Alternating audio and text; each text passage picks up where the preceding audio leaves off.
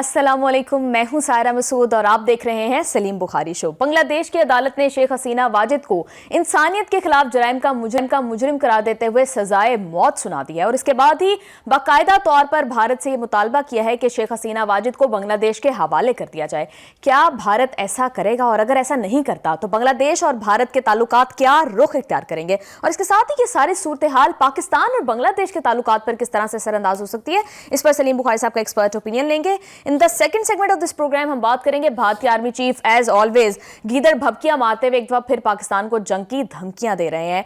कितना पानी है इन धमकियों में और अगर ऐसा कोई मिस एडवेंचर किया जाता है तो पाकिस्तान का रिएक्शन क्या होगा। इसके साथ ही पाकिस्तान और अफगानिस्तान के ताल्लुकात के हवाले से भी कुछ अपडेट्स आपके साथ शेयर करेंगे। एंड लास्टली डोनाल्ड ट्रंप के गजा प्लान पर आज अक़वाम मुत्तहिदा के सलामती कौंसिल में वोटिंग होनी है, क्या पॉसिबल आउटकम हो सकती है। तमाम मामलात पर डिटेल डिस्कशन के लिए बढ़ते हैं सलीम बुखारी साहब की जानिब। अस्सलाम वालेकुम बुखारी साहब, कैसे हैं? वालेकुम अस्सलाम, आप कैसी हैं? खैरियत से हैं? मैं बिल्कुल ठीक ठाक हूँ बुखारी साहब। बुखारी साहब, शेख हसीना वाजिद को 2024 में उनके दौरे हुकूमत में तलबा ने जो कोटा सिस्टम के मुजाहिरे किए थे उसमें जो जराइम शेख हसीना वाजिद पर जो इल्ज़ामात थे उन पर उनको आज सजाए मौत जो है वो सुना दी गई है बांग्लादेश की अदालत की जानिब से और भारत से एट द सेम टाइम मुतालबा किया गया है कि उनको हवाले कर दें। आपको क्या लगता है कि भारत शेख हसीना वाजिद को बांग्लादेश के हवाले करेगा और वो तख्ता-ए-दार तक पहुँचेंगी? बहुत वसी सब्जेक्ट है, हम कोशिश करेंगे कि इसको सम अप किया जाए जितने भी पॉसिबल हो सकता है।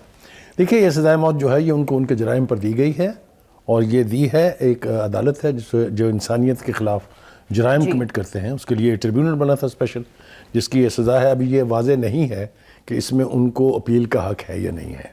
जी बुखारी साहब, फन फैक्ट है कि ये अदालत बनाई भी शेख हसीना वाजिद साहिबा ने थी 1971 के वॉर क्राइम्स के ट्रायल। खुद आप अपने दाम में सयाद आ गया, यही होता है, मुकाफात अमल भी इसी को कहते हैं।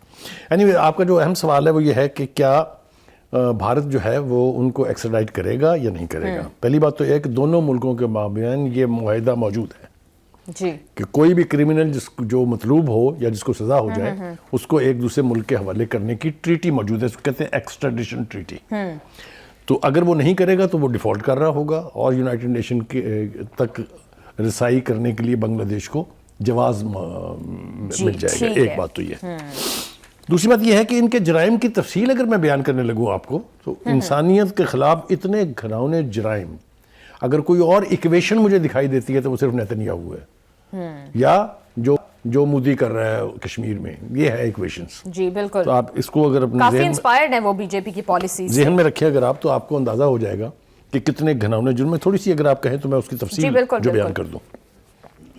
देखिए, 5 बड़े इल्ज़ाम थे उनके ऊपर। पहला ये था कि उन्होंने इश्ताल अंगेज़ बयानात जारी किए जिसकी वजह से खलबली मच गई पूरे बांग्लादेश में और जो मंजरनामा फिर हमने उसके बाद देखा वो हमारी आंखों के सामने है। दूसरा ये कि ख़तरनाक हथियारों के इस्तेमाल का तलबा के जुलूसों के ख़िलाफ़ हुक्म दिया उन्होंने। तीसरा ये कि रंगपुर यूनिवर्सिटी में एक अबू सईद नामी तालिब इल्म थे जिनके कत्ल पर उन्हें उकसाया गया और ये बड़ी वायरल हुई थी सोशल मीडिया पे।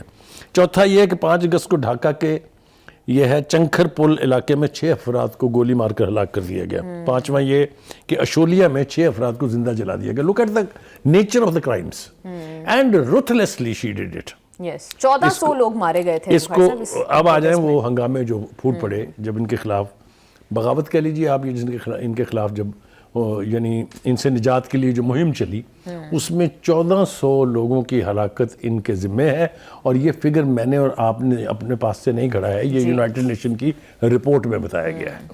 ठीक हो गया जी। अब इसके साथ 2 मुजरिम और भी हैं, उनमें से एक तो अदालत में मौजूद था और दूसरा इनके साथ भागा हुआ है, वो भी हिंदुस्तान में है। जी, इंटीरियर मिनिस्टर है वो। ठीक है जी। अब देखना ये है कि ये जो सज़ा हुई है हवा में हो गई है या इसके खिलाफ कुछ सबूत भी थे। 10,000 सफ़ात पर शवाहद व सबूत जो है वो अदालत में पेश किए गए हैं। लिहाजा मेरा नहीं ख्याल कि दुनिया की कोई भी अपीलेट कोर्ट अगर होगी, अगर मौका मिलेगा तो वो इसकी गलू खलासी हो सकती है, ये सज़ा जो है बरकरार रहेगी। बुखारी साहब, आपने कानूनी बात तो बता दी कि कानूनी तौर पर भारत जो है उस पर ये जिम्मेदारी जो है वो है कि वो शेख हसीना वाजिद को बांग्लादेश के हवाले करे, लेकिन जिस तरह से शेख हसीना वाजिद जो है वो भारत की और मोदी की टाउट रही हैं और जिस तरह से उन्होंने एंटी पाकिस्तान प्रोपेगेंडा किया है और प्रो भारत जो है वो सारी जिंदगी उनकी पॉलिसीज रही हैं, क्या लगता है कि अपने ऐसे एसेट को भारत वाकई बांग्लादेश के हवाले कर देगा? देखिए, पहली बात तो ये है कि हसीना वाजिद जो है ये वाहद टाउट नहीं थी इंडिया की। इनके अब्बा हजूर के बारे में भी थोड़ा सा अगर وقت ہو ہم تو تھوڑا بیان کر دیں کہ بنگلہ دیش کے جو شیخ مجیب الرحمان تھے، جن کو وہاں کے لوگوں نے اس وقت کہا کہ وہ بنگلہ بندھو ہیں، یعنی بنگال کے باپ ہیں، ان کا پھر جو حشر ہوا وہی لوگوں نے دیکھا جب فوجی بغاوت ان کے خلاف ہوئی. 4 میجر تھے، ان کے میجر ڈالم اس کو لیڈ کر رہے تھے. انہوں نے جس طریقے سے پھر اس کا حشر کیا ہے، ان کے گھر کے اندر ان کو جس طرح سے قتل کیا گیا، جس طرح سے ان کے گھر کے باقی افراد کو قتل کیا گیا، یہ بچ گئی سی شومی قسمت سے کہ گھر پہ موجود نہیں تھی حسینہ واجد. اینی وے، تو کہنے کا مطلب یہ ہے کہ یہ بنیاد رکھی گئی تھی 1968 میں جب اگرتلہ سازش کیس پکڑی گئی تھی اور مجیب الرحمان کو گرفتار کیا تھا ایوب خان نے. اس کے بعد پھر جس طرح انہیں چھوڑا گیا، یہ اب ساری لمبی کہانی ہے، اس کے اندر جائیں گے تو وقت بہت ضائع ہو جائے گا. لیکن میں نے بتایا آپ سے کہ یہ برین چائلڈ کس کا تھا کہ پاکستان سے علیحدہ ہونا ہے، اور اس میں سپورٹ تھی صرف ایک ملک جس کا نام بھارت ہے. تو شیخ مجیب الرحمان سے یہ ٹاؤٹ شپ شروع ہوئی ہے اور ان کی بیٹی تک پہنچی ہے، اور ان دونوں کے ادوار میں ہی ہندوستان اتنا پینیٹریٹ کر گیا تھا کہ وہاں کی مقامی حکومت جو ہے اس کے اختیار میں کچھ بھی نہیں تھا. یہی حال حسینہ واجد کا بھی تھا کہ جو ہندوستان چاہتا تھا، جو کہتا تھا، وہ یہ کرتی تھی. ایک بات. دوسرا ایک ان کا سب سے بڑا جرم یہ ہے کہ جو سب سے بڑی محب وطن جماعت تھی، جماعت اسلامی بنگلہ دیش، بالکل اس کے رہنماؤں کو چن چن کے پھانسی پر چڑھایا انہوں نے. جو 5-6 نام مجھے فوری طور پر یاد آ رہے ہیں، ان میں مولانا موتیر رحمان نظامی، میر قاسم علی، محمد قمر الزمان، صلاح الدین قادر چودھری، عبد القادر ملا اور محمد کامراز زامن. یہ لوگ بڑے سٹالورڈ لیڈر تھے جماعت اسلامی کے، جن کو پھانسی پہ چڑھایا گیا. ایک تو یہ ہے. دوسری بات یہ ہے کہ پاکستان کے ساتھ بنگلہ دیش کے تعلقات ہمیشہ سے بٹر رہے جب سے حسینہ واجد اقتدار میں آئی تھی، اور ہندوستان کے ساتھ محبت کی پینگیں جس حد تک بڑھ گئی تھی میں بیان کر چکا ہوں. مجھے وہ واقعات یاد ہیں جس سے یہ آپ کو پاکستان کی دشمنی کا پتہ چلے گا کہ اسی حسینہ واجد نے مودی کو انوائٹ کیا تھا ان کے اپنے نیشنل ڈے پہ، اور وہاں اعلیٰ ترین سول ایوارڈ دیا تھا. پروگرام میں ہم واپس آئیں گے ایک شارٹ بریک کے بعد، ہمارے ساتھ رہیے گا.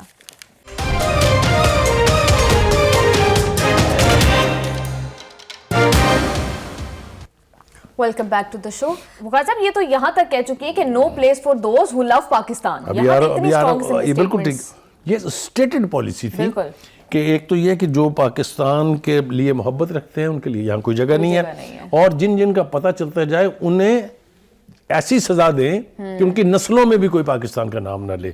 And last but not the least, Pakistan سے محبت کرنے والوں کی بنگلہ دیش میں کوئی جگہ نہیں ہے. یہ 3 ان کے احکامات تھے جس کو آپ کہتے ہیں اسٹریٹجک پالیسی. ٹھیک ہے جی. میں وہ مودی کا بیان جو بتا رہا تھا آپ سے، اس مودی نے وہاں ایوارڈ لیتے ہوئے ایک تقریر کی تھی.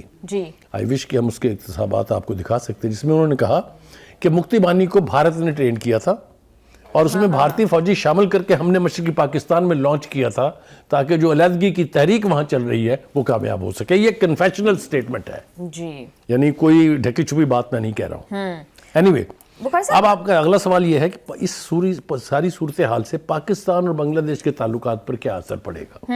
اب پوسٹ حسینہ واجد، اب حسینہ واجد تو چلی گئی نا، اب جو کرنٹ گورنمنٹ ہے، اب کس قسم کے چیلنجز، اور پھر آپ بات کرے تھے 1971 میں جو علیحدگی ہوئی. بخار صاحب، کہیں نہ کہیں بنگلہ دیش کے لوگوں کے اور پاکستان کے لوگوں کے دلوں میں اب بھی وہ جو ہے وہ ایپیسوڈ، اس کے حوالے سے کافی زیادہ اختلافات ابھی بھی ایگزسٹ کرتے ہیں. دیکھیے، جو عوامی لیگ کے لوگ ہیں ان کے دلوں میں ایسی کوئی بدگمانی پاکستان کے بارے میں ہو تو ہو، لیکن یہ حسینہ واجد کے بعد کا جو دور ہے، جو یونس صاحب جو ہے وہ نوبل لوریٹ ہیں، وہ جن کی عبوری حکومت ہے اس وقت، ان کے بعد سے جو انقلاب آیا ہے پاکستان اور بنگلہ دیش کے تعلقات میں، میرے خیال سے اس کا ذکر جو ہے وہ بہت ضروری ہے. اس وقت ہم دفاعی طور پر، سفارتی طور پر، سیاسی طور پر اور تجارتی طور پر بنگلہ دیش کے قریب ترین ممالک میں شامل ہیں. ریڈیکل چینج جس کو کہتے ہیں نا، ریڈیکل چینج، کہ وہ ایلیمنٹ جو پاکستان سے محبت رکھتے تھے، جو ایک پاکستان کے حامی تھے، ان کا اس وقت وہاں راج ہے. جی بالکل، اسحاق ڈار صاحب نے ریسنٹلی بھی کیا تھا. اس طرح کے وائبز آ رہی ہیں ادھر سے کہ ایسے لگتا ہے کہ ہم ابھی بھی بھائی بھائی ہیں.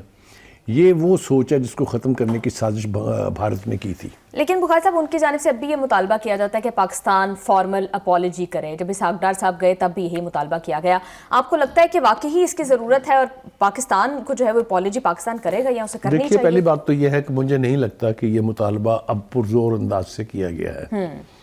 سوشل میڈیا کے ذریعے بہت ساری باتیں پہنچتی رہتی ہیں. بھارت پروپیگنڈا کرتا ہے اور بھارت کا پروپیگنڈا خاص طور سے اس کا حصہ ہے, کیونکہ اس وقت جتنی وائبز بھی وہاں سے آ رہی ہیں, کوآپریشن کی نئی جہتیں کھل رہی ہیں.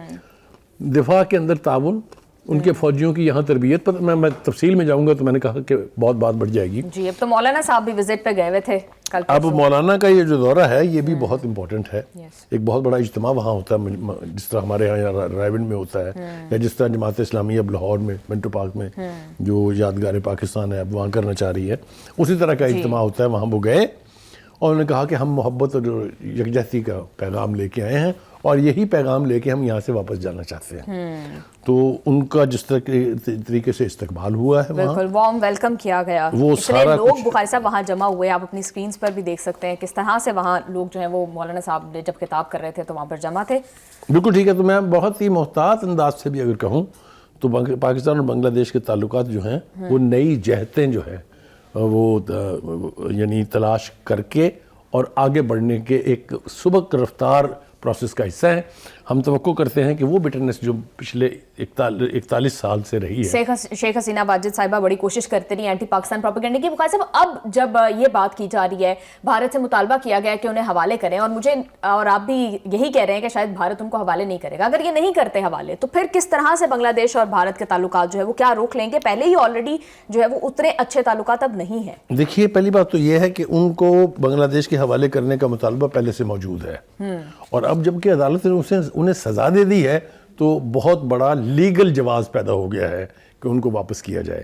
میرے خیال سے اگر آپ جنیوا کنونشن کی طرف جائیں, جنیوا چارٹر جو ہے اس کی طرف جائیں, اور یا آپ یونائٹڈ نیشن کی پروویژنز کو دیکھیں, تو ایک دوسرے ملک کے لیڈر جو اس قسم کے خوفناک جرائم کا یعنی کہ مجرم ہوں, ان کی حوالگی جو ہے میرے خیال سے اس کے لیے انٹرنیشنل پریشر بھی بڑھے گا, اور یقینی طور پر بنگلہ دیش کی حکومت جو ہے وہ سارے پلیٹ فارم کو استعمال کرے گی, چاہے وہ یونائٹڈ نیشن ہے یا ایون ادروائز. جی بخاری صاحب, لیکن ہم دیکھ رہے ہیں کہ اس فیصلے کے بعد کچھ مظاہرے بھی ہو رہے ہیں, ان کے گھر کے باہر بھی ہو رہا ہے. تو آپ کو نہیں لگتا کہ اس فیصلے کے بعد بنگلہ دیش کے اندر پولیٹیکل انسٹیبلٹی جو ہے وہ کریٹ ہو سکتی ہے؟ دیکھیے, اس وقت جو مظاہرے ہو رہے ہیں وہ حسینہ واجد کے خلاف ہو رہے ہیں. جی, ان کے گھر کے اوپر بہت بڑا اجتماع ہوا ہے, اس لیے کہ لوگوں کے دلوں میں ان کے خلاف بہت نفرت ہے. جس طرح کے مظاہرے ہم نے دیکھے اور جس طرح کا ظلم و ستم ان پر ڈھایا گیا, یہ سب کچھ فوٹیج میں موجود ہے.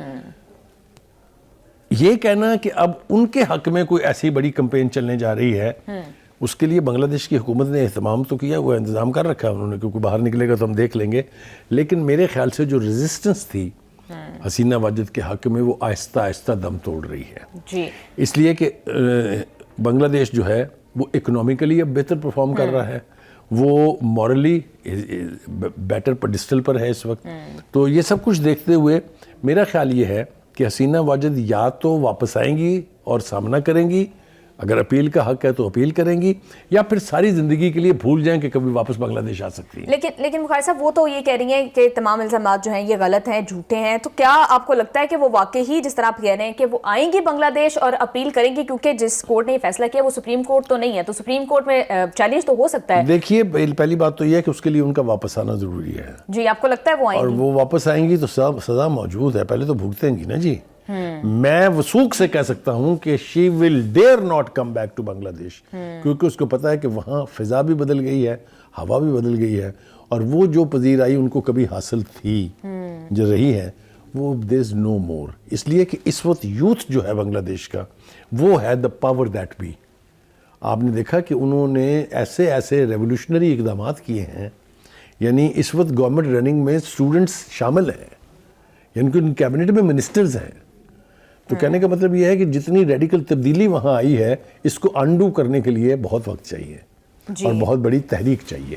بخاری صاحب, اب جس طرح سے جو کرنٹ گورنمنٹ ہے وہاں پر یونس صاحب کی, وہ مطلب اب شیخ حسینہ واجد کے بعد تعلقات بھارت کے ساتھ اتنے اچھے اتنے درینا تو نہیں ہے, لیکن آپ کو کیا لگتا ہے کہ بنگلہ دیش افورڈ کر سکتا ہے کہ بھارت کے ساتھ اپنے تعلقات جو ہیں ان کو کریٹیکل کریں یا ہاسٹائل کریں, کیونکہ کوئی ٹیریٹوریل ایشو تو ایسا نہیں ہے ان کا؟ دیکھیے, اب تقریباً 2 سال ہونے والے ہیں. 2 سال سے تو بنگلہ دیش کے اوپر کوئی ایسی آفت نہیں آئی ہے ہندوستان سے تعلقات بٹر ہونے کے باوجود. میرا خیال سے they have decided کہ there is no room for the Indians in Bangladesh society anymore. تو جیسا میں نے کہا کہ مجھے نہ ان کی واپسی ہے اور نہ بنگلہ دیش اور بھارت کے تعلقات میں کوئی خوشگوار تبدیلی میں دیکھ رہا ہوں. جی یہ بٹرنس جو ہے یہ نسلوں تک چلے گی.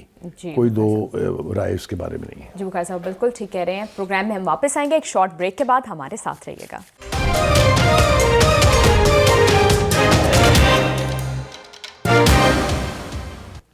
ویلکم بیک ٹو دا شو.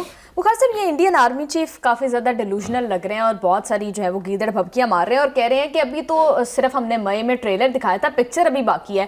بڑے زیادہ بالی ووڈ سے انسپائرڈ ہے. میں چاہتی ہوں ان کو ریالٹی کی پکچر ذرا آپ دکھائیں. او جنرل اپیندر دویویدی سن لے میری بات.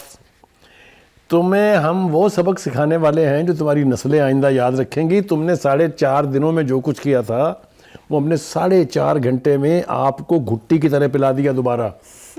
نہ بڑھ کے ماریں. وہ جانور میں نام لینا نہیں چاہتا ہوں اس کا, اس کی دم جو ہے نل میں رکھیں 12 سال کے بعد نکالیں, وہ ٹیڑھی کی ٹیڑھی ہوتی ہے. یہی حال آپ کا ہے. آنکھوں سے دیکھ رہے ہو کہ وہ جوت پڑے ہیں تمہاری سینا کو کہ جس کا کوئی حساب نہیں. پوری دنیا نے وہ جوتوں پڑنے کی ہمارے موقف کی تائید کی ہے. اس کے باوجود تمہیں شرم ہی نہیں آتی یار. نہ مودی کو شرم آ رہی ہے, نہ اپیندرا کو شرم آ رہی ہے. کوئی شرم کرو کوئی. اور دوسری بات یہ ہے کہ تم لوگ جب بھی بولتے ہو پاکستان کے بارے میں چھپر پھاڑتے ہو, لیکن اب تمہاری بات سننے والا ہندوستان میں بھی کوئی نہیں ہے. وہاں کا میڈیا, وہاں کے لوگ جو ہیں وہ ان کی بات پہ کان نہیں دھرتے. انہیں پتہ بکواس کر رہے ہیں. اسی لیے تو ابھی ریسنٹ جنہوں نے فالس فلیگ کی کوشش کی اس کو کسی نے بائی نہیں کیا. دوسری بات یہ ہے, میں اس پہ بھی آتا ہوں, یہ ٹریلر کی بات کی انہوں نے. ہاں جی, ٹریلر میں سر ان کا ہیرو مر گیا. بیٹا جی ابھی تو فلم ہم نے دکھانی ہے آپ کو پوری. آپ نے کیا فلم دکھانی ہے. اور ایک بات میں بتا دوں, اگر ہم نے پوری فلم چلائی تو دیکھنے والا بھارت میں کوئی نہیں ہوگا. پھر یہ انٹرنیشنل آڈینس کے لیے ہوگی. یہ ہم ثابت کر چکے ہیں. آپ کو دلوں میں پتہ ہے, ان کو مودی کو بھی پتہ ہے, فوج کو بھی پتہ ہے. آگے چلیے جی. اور میں ان سے یہی مشورہ دوں گا, نہ چھیڑ مننگا نوں, کیونکہ ہماری جو فوج ہے اس نے جو کچھ آپ کے ساتھ کیا ہے اور جو وہ آپ کے ساتھ آئندہ کرنے والی ہے وہ آپ کو اندازہ نہیں ہے. ہم بحیثیت قوم بڑے اطمینان سے بیٹھے ہیں کیونکہ ہماری فوج نے ہمیں تو یہ پیغام دیا ہے کہ سو جاؤ عزیزو, کہ فصیلوں پہ ہر ایک سمت ہم لوگ ابھی زندہ و بیدار کھڑے ہیں. تو یہ ان کی باتیں چھوڑیں. انہیں چاہیے اپنے گھر کی خبر لیں. 7 ریاستیں ان سے علیحدہ ہونے والی ہیں. منی پور میں کیا ہو رہا ہے وہ آپ کو ساری دنیا کو پتا ہے. اور باقی کی ساتھ یہی سب چھپانے کے لیے تو بخاری صاحب وہ اینٹی پاکستان جو پروپیگنڈا ان کا فیوریٹ ٹول ہے, وہ بھی اپنی بائی کرتے ہیں نا ہندوستانی. آپ دیکھیے نا جس طریقے سے جنگ میں میڈیا نے آنکھیں بند کر کے ان کا ساتھ دیا تھا اور عوام نے ان کی ہر بات مانی تھی اور بعد میں شرمندگی کی اٹھانی پڑی, اور انہی سارے اینکرز نے معافیاں مانگی اپنے عوام سے کہ ہم سے غلطی ہو گئی. تو اس لیے اب ان کی بات کے اوپر کوئی کان نہیں دھرتا ہے. اس لیے اس کو بہت سیریس لینے کی ضرورت نہیں ہے. یہ اس نے اپنی جرنیلی جو ہے اس کو ثابت کرنے کی بھونڈی کوشش کی ہے, مار کھائے گا. بالکل. اور اسی لیے تو ارنب گوسوامی ان کے جو ابھی کارٹون اینکر ہیں انہوں نے بھی اس دفعہ جو ہے وہ کافی سخت سوالات جو ہے وہ اس فالس فلیگ نہیں, انہوں نے یہ جو نیا موقف تھا ان کا جو دلی میں جو خودکش حملہ ہوا ہے نہیں مانا انہوں نے. کسی نے وہ سودا نہیں خریدا ہے. تو اس لیے اب میرے خیال سے ہندوستان کی جو ملٹری لیڈرشپ ہے, جو سیاسی لیڈرشپ ہے, ان کو ہوش کے ناخن لینے چاہیے. اب ان کا سودا نہیں بک رہا, کہیں بھی نہیں بک رہا. جی لیکن بخاری صاحب اگر اپنی ہزیمت مٹانے کے لیے وہ کوئی مس ایڈونچر کرتے ہیں تو پاکستان کس طرح سے رسپونڈ کیا تو تھا, مس ایڈونچر ہی تو کیا تھا, گلے پڑ گیا.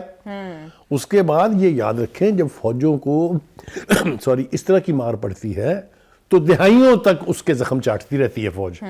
تو ابھی ان سے یہ توقع کرنا کہ یہ اس قابل ہو جائیں گے کہ ہمیں کوئی سبق سکھا دیں, بھول جائیں اس کو. ایسا کچھ نہیں ہونے والا. جی جو ایسٹرن بارڈر سے دھمکیاں آ رہی ہیں ان کو تو کوئی خاطر کو آپ نے تو سیریس نہیں لیا. ویسٹرن بارڈر کی طرف بڑھتے ہیں بخاری صاحب. اس طرف جو ہے وہ یہ معاملہ چل رہا ہے کہ ٹریڈ بند کرنے کی باتیں ہو رہی ہیں. انفیکٹ کر دی گئی ہے, بندش جو ہے وہ بارڈر کی ہو گئی ہے غیر معینہ مدت کے لیے. اور لیکن افغانستان پر اس کا کوئی خاطر کو پریشر آپ کو لگ رہا ہے کہ ڈلے گا؟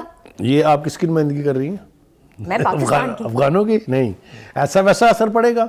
آپ دیکھیے انہوں نے کیا کہا ہے. انہوں نے کہا کہ جی ہم قازقستان سے منگا لیں گے, ہم فلاں سے منگا لیں گے. وہ کیا کاسٹ پڑے گی ان کو ابھی وہاں, وہ اتنی تمیز ہی نہیں ہے ان کو کہ وہ یہ اندازہ کر سکیں. دیکھیں نا ہم نے ایئر اسپیس بند کی ہوئی ہے نا انڈیا سے. انڈیا والوں کو جا کے پوچھیں کیا بھاؤ پڑ رہی ہے ان کو. تو کہنے کا مطلب ہے یہ گیدڑ بھبکی ہے. مجھے خوشی ہے کہ ایک سرکاری افسر نے اسلام آباد میں یہ کہا کہ پاکستان اب اپنے موقف سے ہٹنے کے لیے تیار نہیں ہے, اور یہ ہے نیا موقف پاکستان کا, no trade with you on the cost of security. بالکل. اور بخاری صاحب اگر یہ بندش ہوتی ہے بارڈر کی تو اس کا نقصان تو افغانستان کا ہوگا. جیسے میں نے بھی چیک کیا تو ایک مہینے میں $200 ملین کا نقصان جو ہے وہ افغانستان کو ہو چکا ہے. دیکھیں ایک تو سرکاری چینل سے یہاں سے اشیاء ضرورت جاتی ہیں، دوسرا افغان ٹرانزٹ ٹریڈ چاہے وہ واگا کے بارڈر کے ذریعے تھی ماضی میں جو کہ ہم نے بند کی ہوئی ہے، یا کراچی جو ایئرپورٹ اور سمندری راستے سے آتی ہے، وہ اگر بند ہو جائے گی سسکیاں لیں گے یہ سسکیاں لیں گے. اس لیے اس کو بھی سیریسلی نہ لیں. جو سیریس لینے کی بات ہے وہ یہ ہے کہ جو دہشت گرد ہم نے پکڑا ہے احسان اللہ جس کا نام ہے، اس نے جس قسم کے انکشافات کیے ہیں، آپ یہ دیکھیے کہ یہ جو کچھ ہم ہندوستان کی رویے میں دیکھ رہے ہیں اس کی باقاعدہ ایک کیمپین ہے. باقاعدہ وہاں کے لوگوں کے خون میں یہ بات اتاری جا رہی ہے کہ پاکستان افغانستان کا دشمن ہے. بالکل. اور نتیجہ کیا ہے کہ جا کے وہاں تخریب کاری کریں، جا کے وہاں خود کچھ بمبار کے طور پہ جائیں اور وہاں تباہی پھیلائیں. یہ کنفیشنز ہیں. یہ دنیا میں یہ بات سیریسلی سنی جائے گی، اس کے اوپر مبنی ڈوسیئرز بنیں گے، انٹرنیشنل فورمز کے اوپر ہم جا کے بتائیں گے کہ this is an Afghan who is seeing this. دوسرا یہ کہ جتنی بھی اس وقت آپریشنز ہو رہے ہیں ان سب میں مارے جانے والوں کی 90% تعداد جو ہے دیر افغان نیشنلز. ابھی کل رات کو جو آپریشن ہوا ہے جس میں 10 مارے گئے ہیں وہ سارے افغانز ہیں. جی بخار صاحب، اس طرح کے جو آپریشنز کیے جاتے ہیں، ان کو جو ٹریننگ دی جاتی ہے، اس میں موسٹلی نوجوانوں کے برین واش جو ہیں وہ کیے جاتے ہیں. آپ کو کیا لگتا ہے کہ ان امپلائمنٹ کی بہت بڑی وجہ ہے؟ اس کو کیسے ختم کیا جا سکتا ہے؟ پہلی بات تو یہ ہے کہ جوان خون جو ہے یہ ولنریبل ہے ٹو سچ ایکٹیویٹیز، اسلحہ چلانا، ڈالر مل جانے اینڈ ایوری تھنگ. ہندوستان وہاں باقاعدہ انویسٹ کر رہا ہے، فائنانس بھی کر رہا ہے، ٹریننگ بھی دے رہا ہے، اسلحہ بھی دے رہا ہے. ایک بڑی تعداد میں افغان نیشنل جو ہیں اور بلوچستان کے جو سو کالڈ ناراض لوگ ہیں وہ اجیت ڈوول کے جو سیل ہے اس کے تحت وہاں سے پیسے بھی لے رہے ہیں. ان کے ہندوستانی پاسپورٹ بنے ہوئے ہیں، وہ پوری دنیا میں جا رہے ہیں، جا کے لوگوں سے مل کے ان کو اکسا رہے ہیں پاکستان کے خلاف. اس سب کچھ کے شواہد موجود ہیں، اور شواہد تو اس وقت ضروری ہوں جب وہ خود یہ بڑکے نہ مارتے ہوں. اجیت ڈوول کی جتنی بھی آپ نے ویڈیوز دیکھی ان سب میں وہ بڑکے مار رہے ہیں. راجناتھ جو ان کے ڈیفنس منسٹر ہیں وہ جو ہیں وہ بھی اس طرح بڑکے مارتے ہیں. تو مودی بھی بڑکے مار رہا ہے. اس لیے کہ جو کچھ ان کے ساتھ مئی میں ہو گیا ہے بڑکے اب ان کے سننے والی آڈینس نہیں ہے. بالکل بخاری صاحب، ان کی بڑکوں پہ کل فیلڈ مارشل صاحب بھی یہ کہہ رہے تھے کہ کر لیں جو کرنا ہے، ہمارا جواب بھی جو ہے وہ پہلے سے زیادہ تگڑا ہوگا. ایبسولوٹلی ہوگا، اور دو رائے نہیں ہے. میں نے کہا نا کہ اب ٹرمپ کو بھی پتا ہے، president of the United States, وہ جنرل کی تعریف جب کرتا ہے تو اس کی سکل کی بات کرتا ہے. وہ کہتا ہے جس طریقے سے اس نے جنگ لڑی ہے. تو کہنے کا مطلب یہ ہے کہ ہمیں تو دنیا بھر میں پذیرائی مل رہی ہے، اور وہ کہتے ہیں نا کہ تماشا دیکھنا ہے تو کم گیٹ اس. آئیں ذرا کر کے دیکھ لیں، پھر آپ کے ساتھ کیا ہوتا ہے یہ دنیا دیکھے گی پوری. جی بالکل بخاری صاحب، بالکل ٹھیک کہہ رہے ہیں. دہشت گردی کے خلاف پاکستان کا کیا ریزالو ہے اور اپنے ایسٹرن اور ویسٹرن بارڈر پر کیا کچھ ہمارے چل رہا ہے اس پر سلیم تجزیہ آپ لوگوں نے لیا. پروگرام میں شامل کریں گے ایک شارٹ بریک سے واپس آ کر ہم غزہ کی صورتحال پر بات کریں گے. ہمارے ساتھ رہیے گا.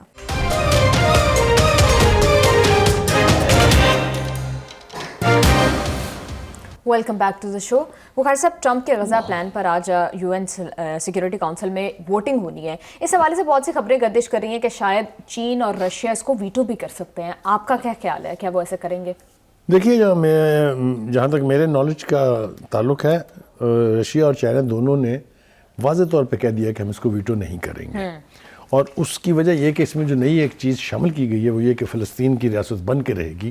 اس کی وجہ سے انہوں نے ویٹو نہ کرنے کا فیصلہ کیا ہے. کیونکہ اگر یہ قرارداد اسی صورت میں منظور ہو جاتی ہے کہ فلسطین کی ریاست بننی ہے تو یہ فلسطینیوں کی جدوجہد آزادی اور ایک امید کی کرن ان کے لیے، ایک امید کی کرن کے ساتھ ساتھ ایک طرح کی گارنٹی ہے. Because the highest forum of the United nation جو ہے وہ اس کو انڈورس کر رہا ہوگا. ایک بات. دوسری بات یہ کہ یہ دنیا کے ضمیر کا بھی امتحان ہے. یہ جو 15 ممبرز ہیں سیکورٹی کونسل کے پرماننٹ، دیکھیں گے نا ان کا ضمیر کیا کہتا ہے. اب سب کو پتا ہے کہ ہمارے عوام کس کے ساتھ کھڑے ہیں، کیا چاہتے ہیں. سب کے ملکوں کے ہر ایک شہر میں لاکھوں کی تعداد میں لوگوں نے باہر نکل کے فلسطین کے حق میں آواز بلند کی ہے. اب دیکھتے ہیں کہ ان کی لیڈرشپ کیا کرتی ہے. بخاری صاحب، آپ نے بات کی کہ ابھی یہ جو شک اس میں شامل کی گئی ہے ایک نئی فلسطینی ریاست بنانے کی، آزاد فلسطینی ریاست کی، اس وجہ سے شاید رشیا اور چائنا ویٹو نہیں کریں گے. آپ کو کیا لگتا ہے کہ یہ واقعی ایک سازش ہے تاکہ اس کو پاس کروا لیا جائے؟ کیونکہ ہم نے دیکھا ہے کہ یو این تو ان ایکٹیو رہی ہے اس ساری صورتحال میں، ان افیکٹو رہی ہے ایکچولی. دیکھیے، یہ دار و مدار صرف اس فلسطین کی ریاست بننے پر نہیں ہے. اس قرارداد کے ذریعے وہ منصوبہ عملی جامہ پہنایا جائے گا جو ٹرمپ نے تشکیل دیا ہے. صرف ایک شک نہیں نکلے گی بلکہ پورے کا پورا منصوبہ جائے گا. اس لیے میرا نہیں خیال کہ اس قسم کی کوئی صورتحال پیدا ہوگی.